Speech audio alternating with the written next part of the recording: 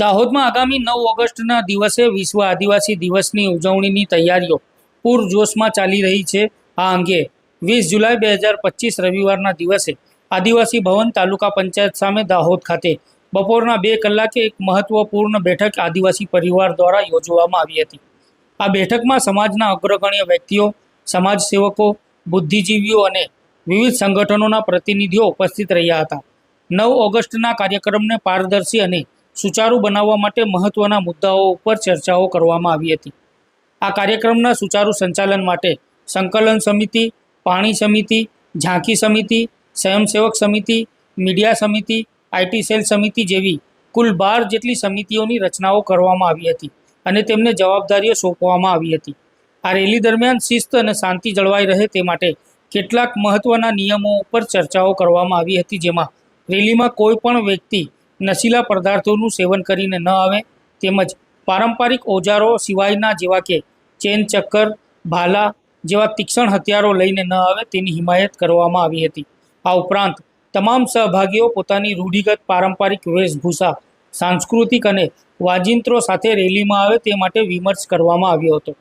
ખાસ કરીને 9 ઓગસ્ટના રોજ રક્ષાબંધનનો તહેવાર આવતો હોવાથી રેલીના સમયમાં ફેરફાર કરવાનો મહત્વનો નિર્ણય પણ લેવામાં આવ્યો હતો, જેમાં સર્વસંમતિથી નક્કી થયા મુજબ સવારના 10 વાગ્યાથી બપોરના 1 વાગ્યા સુધી સાંસ્કૃતિક કાર્યક્રમો યોજાશે અને બપોરના 1 વાગ્યાથી 1:30 વાગ્યા સુધી પારંપરિક પૂજા વિધિ બાદ અને બંને રૂટની રેલીને પ્રસ્થાન કરવામાં આવશે।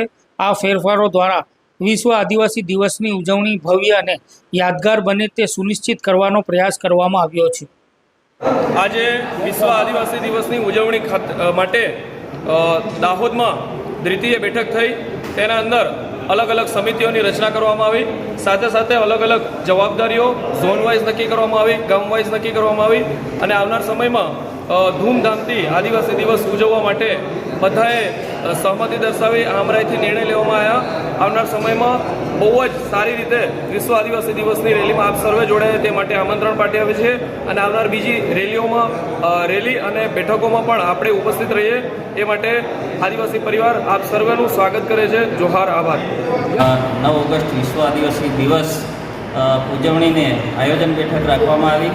આ બેઠકની અંદર અમે આદિવાસી દિવસની ઉજવણી નિમિત્તે જે આયોજનબદ્ધ સમિતિઓની રચના કરવામાં આવી અને દરેક વ્યક્તિઓને ઝોન વાઇઝ જવાબદારીઓ આપવામાં આવી અને આ ઉજવણી દરમિયાન, આ રેલી દરમિયાન કોઈ પણ વ્યક્તિ નશીલા પદાર્થોનું સેવન ના કરે તેમજ જે હથિયારો, પારંપરિક હથિયારો સિવાયના ઓજારો સિવાયના હથિયારો લઈને નહીં આવે જેવી સૂચનાઓને પાસ કરવામાં આવી।